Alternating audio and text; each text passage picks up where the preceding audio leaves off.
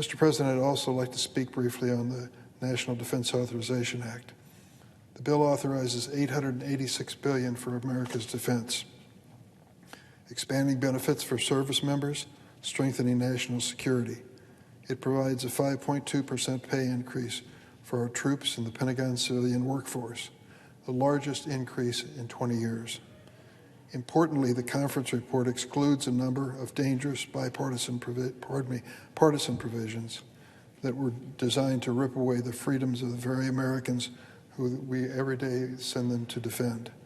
This bill includes a number of provisions I offered, including to uphold Ukraine's territorial sovereignty as that country fights for survival against Russia. Here is this country hanging on by a thread, wondering if the United States is going to come to its assistance as people fight and die every single day to stop the invasion of Putin and his forces. It is hard to imagine that we've reached a point where we promise to stand by a country like Ukraine in this time of testing, where we mobilize the NATO alliance and many other nations to join us in that effort, and then have the rug pulled out from us by Donald Trump, who said he's changed his mind on Ukraine. To strengthen our security partnerships with our allies, such as Baltics and Australia, we have to stay the course. I am convinced that the Ukrainians will prevail. We must show that we are determined to help them and prove it. This year's bill also authorizes many important programs. It's not perfect and includes an unnecessary extension of Section 702. I won't go into details on this complicated mechanism we have to try to detect those who threaten our country, but from the beginning I've raised questions about its compliance with the constitutional guarantees of people being safe in the searches and seizures of the government. We'll continue to discuss this over the weeks and months ahead. I want to close, Mr. President, on the topic that Senator McConnell raised of immigration. It is not an easy issue. I've given 20 years of my life here in the Senate to the issue of immigration and feel it was time well spent. It was over 20 years ago that I introduced the DREAM Act.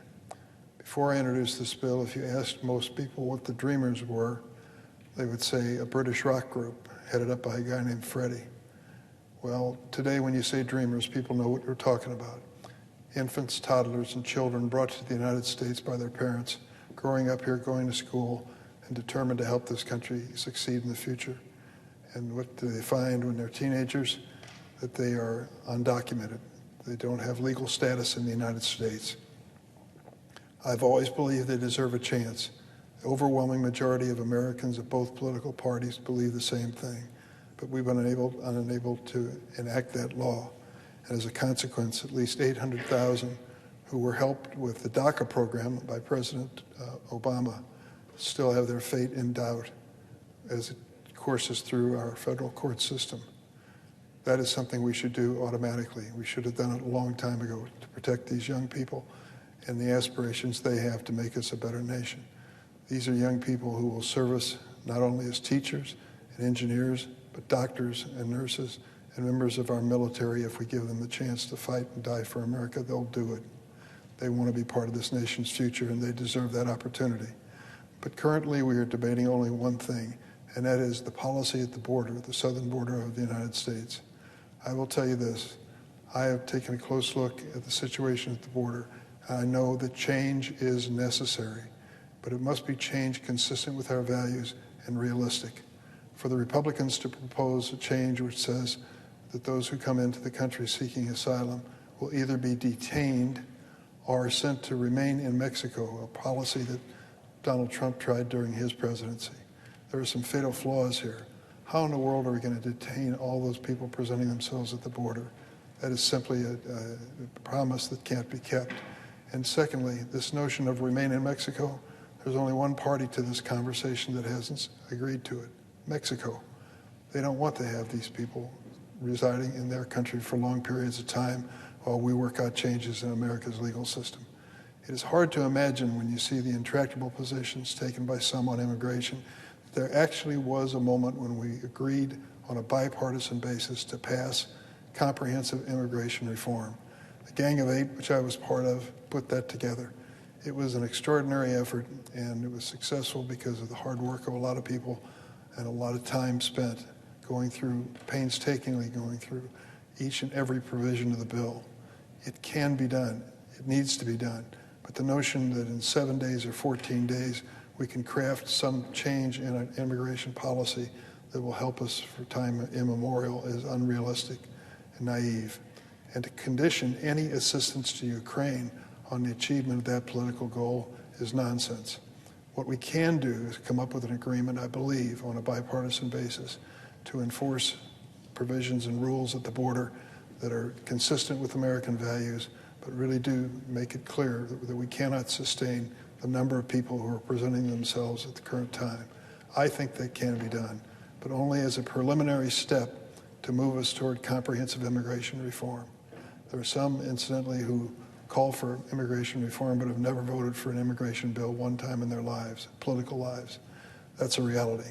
So we shouldn't listen to their guidance if they haven't proven that they're willing to vote for anything on the subject. This is an important issue to a lot of people.